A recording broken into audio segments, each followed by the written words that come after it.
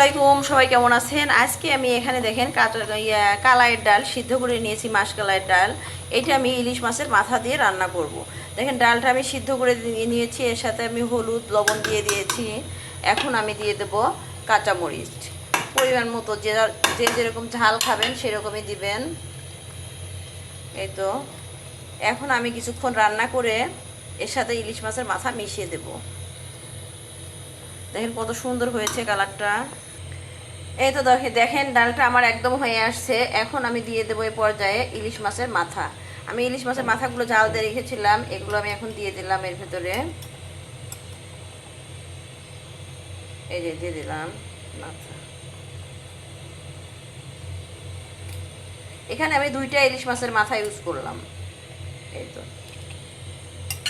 এটা আপনারা ইচ্ছা করলে একদম ভেঙে দিতে পারেন, কিন্তু আমি ভেঙে দেবো না, তার কারণ মাথায় অনেক কাটা থাকে, এই জন্য মাথাগুলো আস্তই রাখবো।